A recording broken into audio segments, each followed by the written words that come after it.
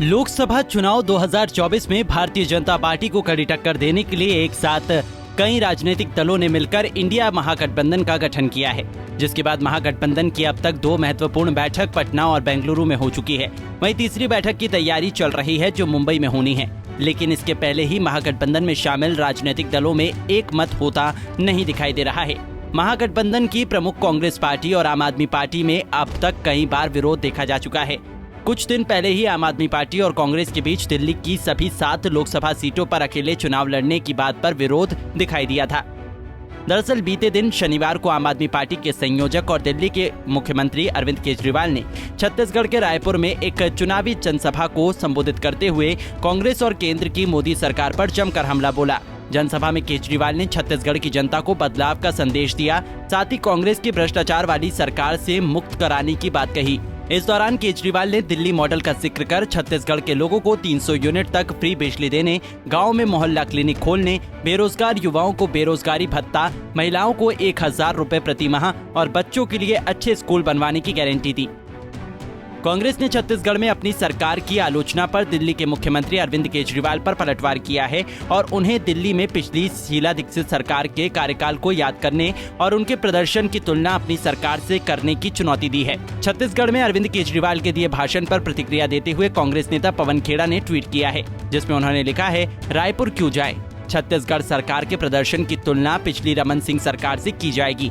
आइए हम अपनी पसंद का एक क्षेत्र चुनें और दिल्ली में कांग्रेस सरकार बनाम अपनी सरकार के प्रदर्शन की तुलना करें। हम बहस के लिए तैयार हैं। पवन खेड़ा ने आगे ट्वीट में लिखा है कि रायपुर की उड़ान भरने से पहले जरा दिल्ली के धरातल पर बात कीजिए, जहां पूरा शहर रसातल में जा रहा है।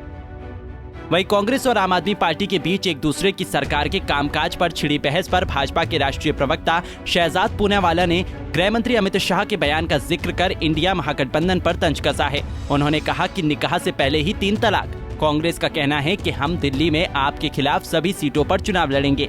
आपका कहना है कि कांग्रेस का कोई अस्तित्व नहीं है। शहजाद पूनावाला ने निष्कर्ष के तौर पर आखिर में बताया, अमित शाह हमेशा सही होते हैं। पिछले दिनों लोकसभा में दिल्ली सेवा विधेयक पर चर्चा के दौरान उन्होंने कहा था कि इस विधेयक के पारित होने के बाद आम आदमी पार्टी आपके साथ कोई गठबंधन नहीं करने जा रही है। विपक्षी सांसदों को गठबंधन के बारे में नहीं बल्कि दिल्ली के लोगों के बारे में सोचने की अपील की थी।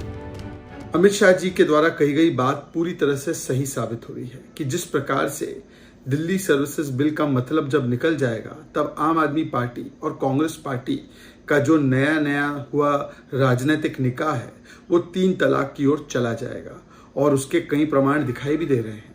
कभी कांग्रेस पार्टी आम आदमी पार्टी के ऊपर सवाल खड़ी करती है, कहती है कि इनके साथ चुनाव नहीं लड़ना है, इनको छूना भी नहीं है, तो आम आदमी पार्टी कांग्रेस के अस्तित्व पर ही सवाल खड़े कर देती है।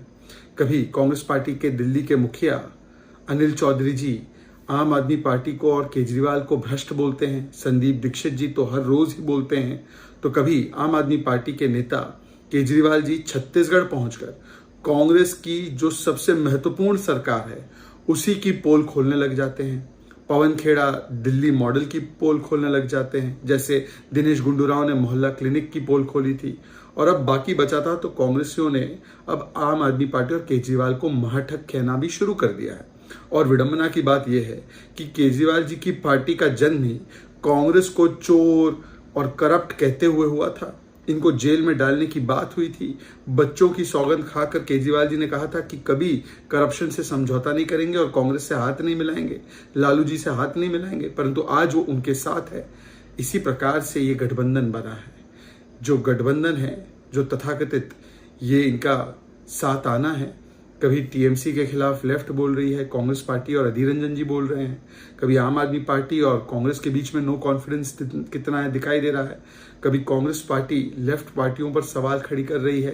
केरल में जिस प्रकार से कांग्रेस और शिवसेना की उद्धव ठाकरे की फैक्शन सवाल खड़े कर रही है शरद पवार जी पर, तो ये एक नो कॉन्फिडेंस वाला गठबंधन है। ना इनके पास नेता है, ना इनके पास नीति है, ना इनके पास नियत है। इनके पास केवल एक दूसरे के खिलाफ और एक दूसरे के प्रति नो कॉन्फिडेंस है, और ये नो कॉन्फिडेंस गठबंधन है। Bureau report, Punjab Kesari TV.